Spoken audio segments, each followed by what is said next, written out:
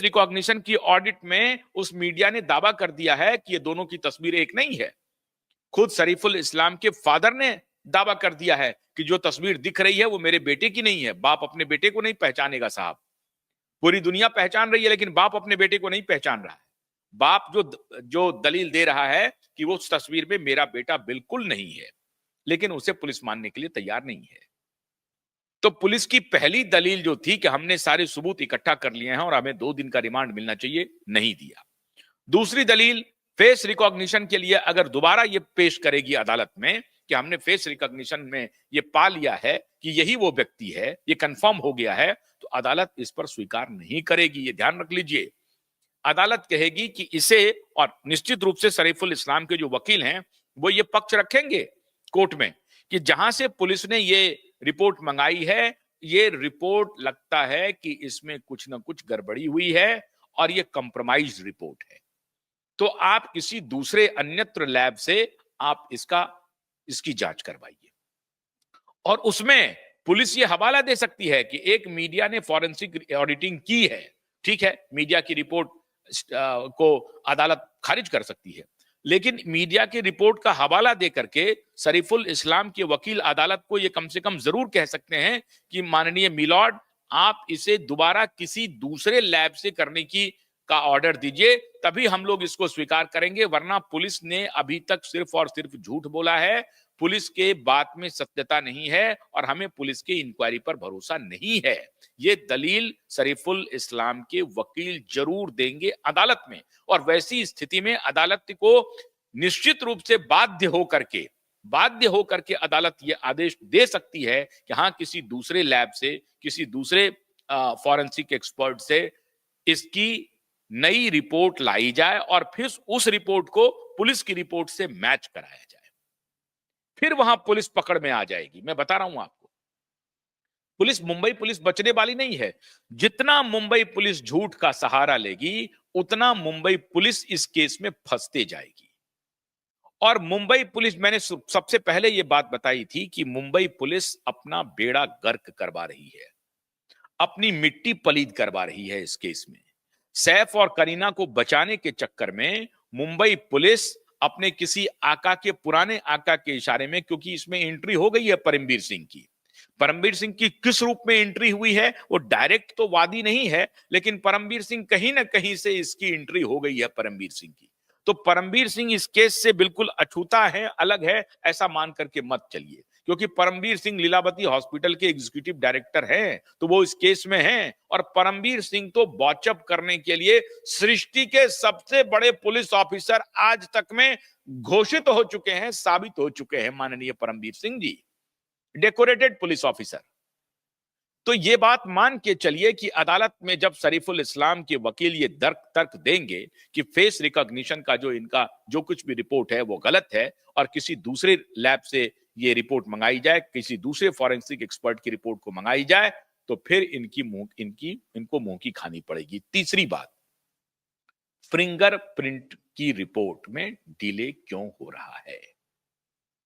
अदालत में यह दलील भी रखी जाएगी कि साहब, पहले यह बात लीक हुई कि फिंगरप्रिंट की रिपोर्ट आ गई है और शरीफुल इस्लाम के फिंगर से नहीं मिल रहा है।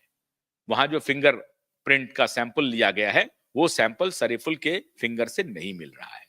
इसका मतलब है कि यह बात पहले आ गई है, लेकिन पुलिस ने, चूंकि ये पुलिस के जो व्यवहार हो रहे थे, इंक्वायरी की जो दिशा बढ़ रही है, उसके खिलाफ ये रिपोर्ट है, इसीलिए पुलिस ने उस पूरे रिपोर्ट को डॉज कर दिया है, पूरे रिपोर्ट को नकार दिया है।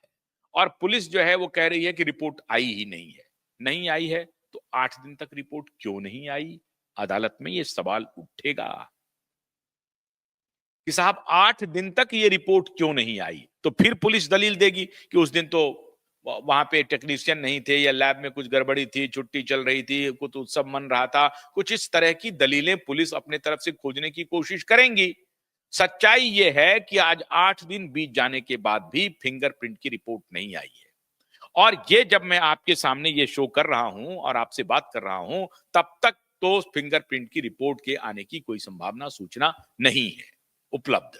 अब अगर फिंगरप्रिंट की रिपोर्ट आ गई है और पुलिस उसे दबा करके छुपा करके रख रही है, या पुलिस को फिंगरप्रिंट की असली रिपोर्ट आ गई है और पुलिस को मालूम है कि ये फिंगरप्रिंट जो है वो शरीफुल इस्लाम से मिल ही नहीं रहा है, अब क्या करें? ऐसा भी हो सकता है। जब रिपोर्ट आई होगी तो ऐसा तो है नहीं कि रिपोर्ट ढोल बजा करके आ रही है, मुंबई में वर्ली से लेकर के बांद्रा तक सी बीच में जो है सो तहलका मचा हुआ है कि भाई शरीफुल इस्लाम का फिंगरप्रिंट का रिपोर्ट आ गया। ऐसा तो करेगी नहीं पुलिस। तो पुलिस के पास पहले आई होगी और पुलिस इस बात को दबा ली होगी, और इसीलिए कुछ उनसे निकल नहीं रहा है और कुछ मैनेज करने के चक्कर में 8 दिन तक आखिर फिंगरप्रिंट की रिपोर्ट क्यों नहीं आई है? जिस फिंगरप्रिंट की रिपोर्ट पहले आने की बात हो गई और सीआईडी के हवाले से खबर हो गई कि ये शरीफुल इस्लाम की फिंगरप्रिंट की रिपोर्ट नहीं है। अब आप बताइए साहब, 8 दिन तक ये फिंगरप्रिंट की रिपोर्ट क्यों नहीं आई? क्या ये अदालत में मजबूत आधार नहीं बनेगा कि लीक होने की खबर के बाद आपने ये डिले क्यों हुआ? क्यों इतने विलंब लगा? क्या इस पर संदेह की सुई खड़ी नहीं होगी? क्या शरीफुल इस्लाम के वकील ये संदेह नहीं करेंगे कि साहब इस फिंगरप्रिंट की रिपोर्ट आने में विलंब इसलिए हुआ क्योंकि पुलिस फिंगरप्रिंट की रिपोर्ट बदलवाने के लिए काम कर रही थी। पुलिस उनकी, फिंगरप्रिंट वाले उनके, जो पुलिस कहेगी वही रिपोर्ट आ जाएगा साहब। इसलिए हमें इस फिंगरप्रिंट पर भी भरोसा नहीं है। तो शरीफुल इस्लाम के वकील ये दलील दे सकते हैं कि फिर कोई नया फॉरेंसिक लैब चुना जाए जहां फिंगरप्रिंट की रिपोर्ट की एक इंडिपेंडेंट ऑडिटिंग हो और वहां संज्ञान में रखा जाए, क्योंकि एक निर्दोष को बुरी तरह से फंसाने की प्लानिंग चल रही है और इसमें पुलिस अपना फेस सेव करना चाहती है। यह बात अदालत ने एक प्रकार से संकेत दे दिया। जब पहली बार अदालत लेके गई पुलिस, तो उन्हें पुलिस कस्टडी को एक्सटेंड नहीं किया और न्यायिक हिरासत में भेज दिया। तो पुलिस तो वहां एक प्रकार से मुंह की खाई हो गई है पुलिस की। तो पुलिस की भद पिटती हुई साफ दिख रही है, लेकिन अब पुलिस अपना चेहरा बचाने में लगी हुई है। अजय लिंगूरकर को ले आया, एक इन्वेस्टिगेटिंग ऑफिसर था, उसको बदल दिया। वो दहिया साहब को ले आया, वो दहिया अनाप शनाप बोल रहे हैं, अनाप शनाप बोल रहे हैं कि हमने तो फिंगरप्रिंट अभी किसी को बताया नहीं, कैसे ही लीक हो गया। यही सब दलीलें दी जा रही हैं।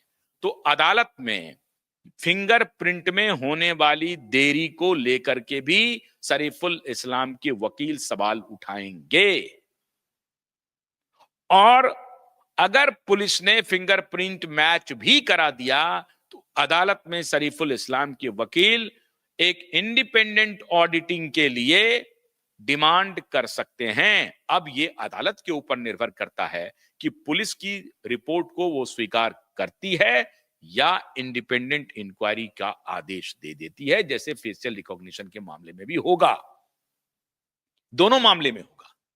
और अदालत के संकेत तो मैंने पहले ही बता दिए। तो फेशियल रिकॉग्निशन और फिंगरप्रिंट दोनों मामले में अदालत ये कह सकती है कि इसका इंडिपेंडेंट जो पुलिस जहां से करवाई है, इसके अलावा भी जो कोई फॉरेंसिक एक्सपर्ट हैं या दूसरा जो लैब है, उससे इसकी इंक्वायरी होनी चाहिए। ये तो हुआ साहब पहला पक्ष। अब जो दूसरा पक्ष जो आप सबको मालूम है, इंक्वायरी जो कर रही है पुलिस, वो तो कर ही रही है। एक बहुत महत्वपूर्ण सवाल है। सवाल यह है कि घटना 2 बजे रात को होती है, एज पर सैफ और करीना एंड और स्टाफ जो है 2 बजे रात के बाद 2